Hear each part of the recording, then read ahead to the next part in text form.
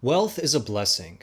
It can solve many problems such as uplifting others, increasing our quality of life, and becoming self reliant. Wealth is the ultimate goal, but only a few truly achieve it. Why is that? The answer lies in their mindset to money. We are told if we chase wealth, we'll eventually get it. But this couldn't be further from the truth. As the saying goes, what you chase will run away, or desperation creates resistance. The secret is not to pursue wealth, but to pursue wisdom. Wisdom brings lasting wealth. The more wisdom you have, the more likely you are to achieve your goals. Wisdom is practical knowledge that can be applied in your daily life.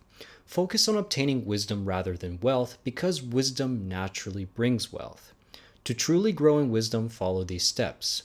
Number one, humility. Set aside your pride and allow yourself to make mistakes because the road to wisdom is full of hurdles and setbacks. Number two, become a voracious reader. Wisdom is gained through reading books, bringing new concepts to mind. And number three is education. Learn a skill that is high income and highly sought after. This knowledge will shape your mindset and approach to money. Remember, the mind is everything. What you think is what you become, as attributed by the law of attraction. Now let's talk about why so many people struggle with money today. The problem is people don't know how to manage their money. Consumerism, especially attachment to possessions, is a major problem because it kills wealth. How can you build wealth when you have a 30-year mortgage over your head and a luxury car on finance? People don't realize that working for money makes you a slave to money. You're easily controlled through your wages because you're just one step away from poverty. There is nothing virtuous about poverty. Life is hard when you can't afford the basics. You're helpless in your situation, and overall life becomes miserable. Not to mention, poverty brings out the absolute worst in people. Prostitution, drugs, murder, hatred, you name it, it all stems from poverty. Another thing to consider is that negative views on money hinder your ability to generate wealth. One common complaint I hear is money is the root of all evil. I disagree because money is a neutral substance that can be used for good or evil purposes depending on who has it. Change your attitude towards money into a positive one and be a shining example of using money wisely. For example, when you have money, it's important to remember this phrase, love your people and use money. This ancient rule means to love your people so you can acquire wealth and give it generously as an act of charity. Remember, wealth is power, and it is power that can feed people, clothe people, and shelter people. So now that we have that in mind, how can we acquire wealth?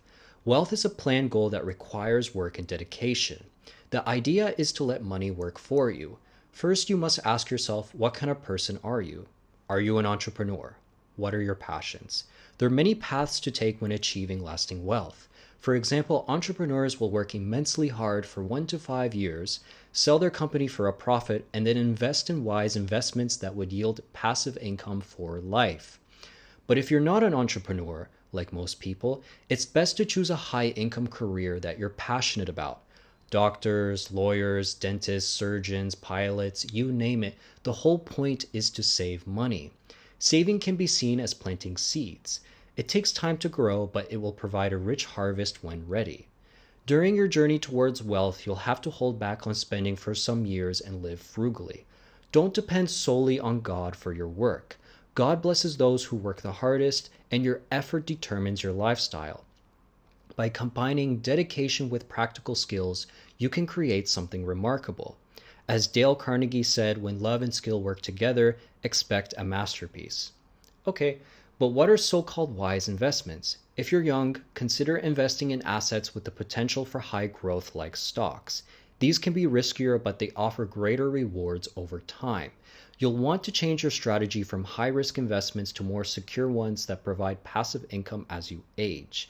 These could be dividends from preferred stocks, treasury bills, and other low-risk financial assets. For tailored advice, I recommend working with a financial advisor as they are an expert in their craft. Once you saved and invested wisely, your return on investment can support your desired lifestyle.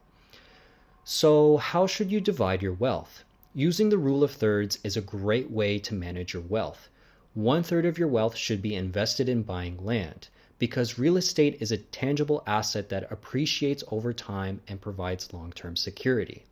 Another third should be invested in financial investments such as stocks or bonds. And the final third should be cash on hand. Cash on hand is necessary because it allows you to seize new investment opportunities or cover unexpected expenses without selling off your other assets. By maintaining this balance, you're ensuring both growth and stability in your financial portfolio. By following these steps, you embrace the ancient code of building wealth. To sum it up perfectly, earn as much as you can, save as much as you can, and give as much as you can. This is the true path to lasting wealth. Thanks for watching.